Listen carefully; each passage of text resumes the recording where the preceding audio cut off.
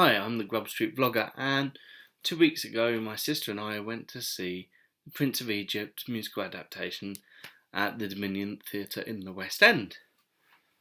And I had so many thoughts about it that I wrote 3 pages of notes. And then I thought, well, I'm sure there are better people that have better thoughts about it, so I decided not to make a video or write anything or do anything about it. But now the reviews have come out, there's a lot of people not saying the things I thought. And so I thought, wow, sod it. Here we go. I'm going to make my video about the Prince of Egypt. It is separated into 3 sections. The good, the bad, and the ugly. First, the good.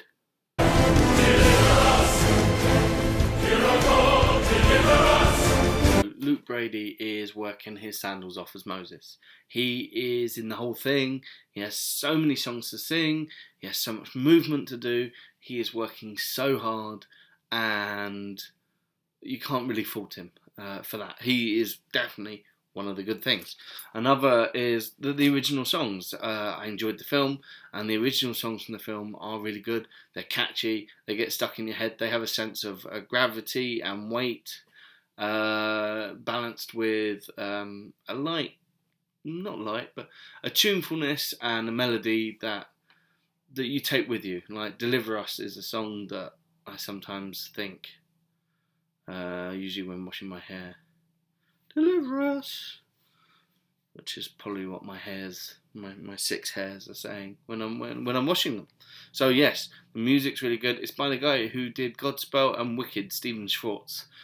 He also did the film Prince of Egypt, and those film songs are great. The staging is big, and sometimes it really, really works. The bit where Moses finds out about the massacre of the Israelites and the Hebrew people by the King Seti, that is staged absolutely wonderful. Everything's dark. There are some human beings being sort of caryatids holding up this little temple bit, the way the light focuses on one part and people come out of the shadows as figures in the carvings and tell the story. That particularly is a brilliant part. And there are lots of other parts where the conception of the spectacle is really, really good. I've written here interesting bits. Okay, there were lots of interesting bits. No, there were. I mean, it's it's the story of Exodus. It's a good story. There are lots of big moments. And for example, the Dominion Theatre where it's staged is this cavernous space with quite a smallish, or it feels small, stage at the front, and then it sort of comes round. And what they've done is they've put these sort of string curtains, and so they project on it, and it brings the stage out more and brings the audience in more. And for example, that is a very, very great bit of staging. And another good part, the scale. Yes, okay, it's big. It's very, very big.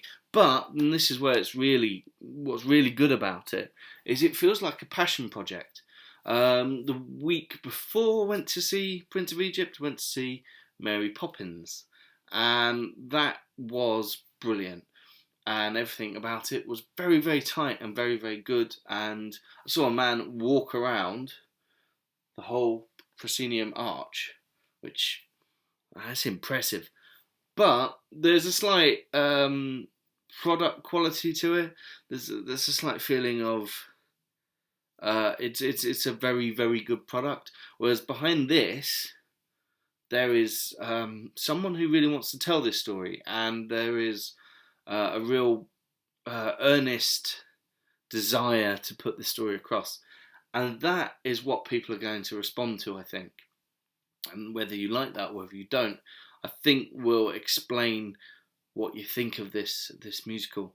Because me and my sister were sitting there going, a lot of this is very, very bad. We were baffled through most of it, and yet everyone around us was adoring it. They were having such a good time. They were standing up at the end. They were hollering. They were cheering. They were whooping. They had a great time, and I think a lot of people will have a great time. And I think what they're going to connect with is the fact that this is somebody who really, really wants to tell this story, and they've told it in a big way. But now, the bad.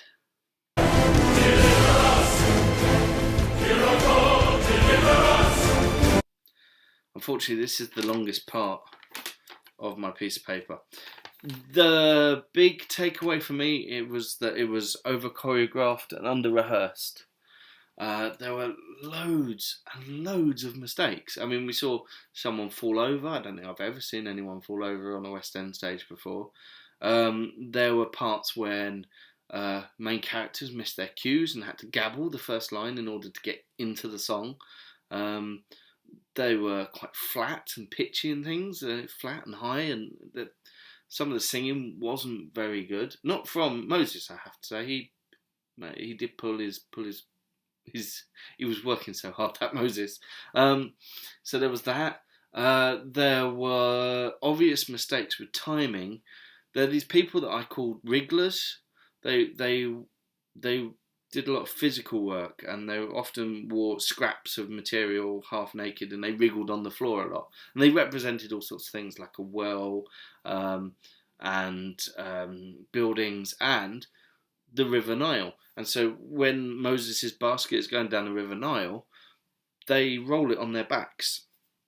And it was quite a nice idea, this sort of living river, as the ancient Egyptians believed the Nile to be. Unfortunately, again, it seemed under-rehearsed in that the basket was going along and it obviously wasn't getting there on time, so somebody just reached over and plonked it where it needed to be. And there was a lot of things like that where you could sense almost that the cast weren't quite hitting their paces the whole time. There was a point where something backstage fell over, and there was a huge clanging noise, which we could hear from up in the circle. So who knows what fell over there. And there was just so many mistakes like that. It was really, really scrappy in that sense. And so much of it was not quite there. And then when it was there, it was faintly ridiculous. All these wrigglers were a bit odd. Like, they had a fire effect, which they didn't use for the burning bush. The burning bush was a whole bunch of people all wriggling around and speaking at once as God. And it sort of made God seem more like a Lovecraftian eldritch horror than anything else, which is probably not what you want from your depiction of God. What else have I got here? God as eldritch abomination and handsy. Yeah, it's really handsy. It grabs most of it's a bit. It's not quite right. So there was that. And then there were just some other choices which were really strange. For example, Zipporah is captured as a servant. As I think she is in the cartoon as well. I've not seen it for a while. But in the musical, she has an angry dance song where they say, "Oh, you're from the Lydians. They're very sexy. They do sexy dances. Come on, do a sexy dance for us." And she does a sexy dance. And she does that's my sexy dancing. And she does her sexy dance. She sings a song about how she is actually doing a dance for freedom, and she's going to escape, and she despises everybody. And in the turn, as a musical, you've got your diegetic and your non-diegetic. Your songs that are songs in the musical, and your songs that are songs. They're not song in the world of the musical. They're just a representation of a feeling. The Disney said.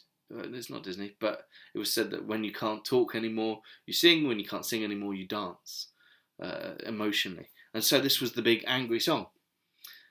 Except later, Moses quotes the lyrics back to her, which means he heard them. Which means it was a diegetic song. Which means that for her sexy dance, she was actually singing about how much she hated them. Which was just bizarre. So I turned to Faye at that point and went, "Oh, she was actually singing that then." And the lady in front of us got a bit annoyed. and my comment. But yeah, no, I was weird, such a weird choice. And there were loads of other weird choices. For example, I've got the word baby ribbon.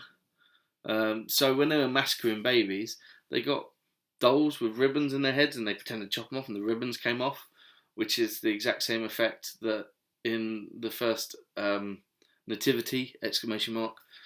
film, the serious posh school do the Massacre of the Innocents with babies with ribbons coming out, and it's all supposed to be ridiculous. And yet here was a show actually doing the dead baby ribbon thing. There was a bit where, in the Exodus story, Moses kills the overseer, and they did it as a slow-mo. And that just was ridiculous. The weird octopus jellyfish people. Oh, when they parted the Red Sea, they didn't just do projections. They had people with strings as like jellyfish octopus people being lifted up. And that was faintly ridiculous. The chariot race. Oh yeah, they had more crawlers sort of climbing on each other as a human pyramid to be the chariot. And there were two people holding and wafting capes to make it look like it was going faster there. And that, again, was ridiculous. While they were singing a song that wasn't very good. The priest. So, one of the things they change in this is that Ramesses is actually a nice guy. In fact, he's too nice. He does what everyone tells him. And so he doesn't let the Israelites or the Hebrews go because of the big bad priest. And the priest is playing it like a pantomime villain. And on the train on the way home, there were two people doing impressions of the priest. They were just going to each other, Hebrews, Hebrews, Hebrews, at each other, which is essentially what the priest does. And that they were having a great time doing that. Also at the end, the evil army of Egyptians, when the sea comes over, they're tossed into the orchestra pit. It's like, get into the orchestra pit with you. And the costuming, not realistic. Okay, fine. Maybe they don't want topless, Egyptians with bald heads and all that. Fine. But sort of Gaddafi military jackets and shell suits with bits of gold on them and weird wickerwork birdcage hats, and at one point there was all these priests they came on and they had the big collars and they looked just like old school Time Lords from Doctor Who, and then the costumes actually just stood by themselves as the wrigglers crawled out of them, and the costuming was just crazy. It was a bit Vegas, I suppose, and a bit sort of kids' youth centre. It was the costuming ridiculous, and then also there was this huge moment of emotional whiplash, which was also just ridiculous, in which you've had the God killing the firstborn children, and that was very sad. And then we had close-ups of the kids disappearing, and then we had the King of Egypt's son disappearing, and we had his wife singing a song about, oh, you might think I'm heartless, but I wish I had no heart now because my son's dead, and I'm really, really sad. And then the king got really angry at Moses, like, just go. And then Moses sang this really sad song about how he thought he could never live with himself after essentially massacring these people with the power of his god magic. And then there will be miracles if you believe. What? The tonal whiplash of that. Yeah, there will be miracles. The miracles being horrible things happening to people. You can't have that hope sound. And that brings us to the final part, the ugly.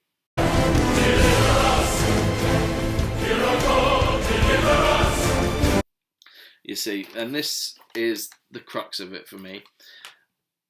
The Exodus story only works if you're fully on the side of the Israelites, because otherwise it's a really unpleasant story. And in trying to earnestly and truthfully examine this story, your sort of feelings are split between the Israelites and the Egyptians, and the story just falls apart as a result of that. So it highlights the dodgy morality of the Exodus story, essentially. So we start off with the babies with the ribbons being killed, and Moses being sent away, and then Moses finds out, and he confronts his adopted Egyptian father Seti and says, "You killed all these innocent babies. Why did you do that?" And Seti says, "Well, I always have to think about Egypt as opposed to what I want to do, and the people were a threat, and so sometimes you have to sacrifice for the greater good." And of course, we're supposed to be thinking, well, that's really crap.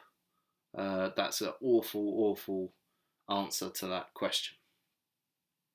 Later, when Moses he is arguing with God about, hey, I don't want to do this magic to kill the firstborn children. That would make me as bad as Seti.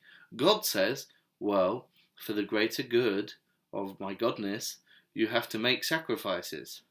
Using the exact same argument in the exact same words as Seti. And we're not supposed to be thinking, ooh, God, you little petty so-and-so. We're supposed to be thinking, oh, now God said it, so it's good now. And it just doesn't work like that. And so you've got Moses arguing with God about, please don't make me into a murderer. Please don't make me into a murderer. And he refuses to do it. And God essentially imperios Moses. And Moses, he doesn't want to, but he gets his stick and he makes it happen. So it's not even his choice. And it just makes God look like a petty arsehole, which I don't think is the idea of this particular production. Yes, so that's not good. And then we spend far too much time with the Egyptians. So the fact that they lose their firstborn sons, just like the Israelites did at the beginning, does not seem like payback. It seems like a really horrible act, and it's really deeply unpleasant. And then Moses sings this big song, and the big song is, how will I ever live with myself? But it's not really my fault. I was just following orders. Now, having a Jewish man, indeed the leader of the Jewish faith, say, I was just following orders, those exact words, about a massacre, it just is all sorts of icky, isn't it? It's just wrong on many, many levels. And so there was that. And then that segues into there will be miracles. And again, you can't have that feeling of, what a miracle, we have been freed. Na na na na na na na na na na. Everyone marching off. Da da da da da. Because the price has been too big, because we spent too much time with the Egyptians, and we see far too much from their side now. And now the Israelites seem like horrible murderers also, and God seems like a petty twat. And it's just not good. And it just reveals all the horrible side of it. And then, we've had a whole song of Moses essentially singing, hey God, I didn't want to do this. You forced me to do this. I'm now going to have terrible trauma for the rest of my life. And it's all your fault. Again, not looking good on God. The whole thing just comes across as queasy and unpleasant. And this is the ugly side. So you've got so much ambition and so much desire, and I think this is the key to the problem. It's the earnestness. It's not just that the thing needed humour, but in trying to really tell this story, it reveals the holes in the story in a way that animation doesn't, or a less emotional way of telling a story doesn't. But in trying to give it all the full power of emotion for all of it, it just highlights everything unpleasant about it. and also frequently makes the people on stage look ridiculous. And that's not helped by the costuming or the choreography or the fact they hadn't had enough time to practice. Yeah. Plus the new songs aren't very catchy. So that's my thoughts on that. I would recommend going and see it if you can for cheap, just to see if what you make of it. It's lingered with me longer than better musicals. I'll tell you that. There you go. Moses supposes his poses are roses, but Moses supposes erroneously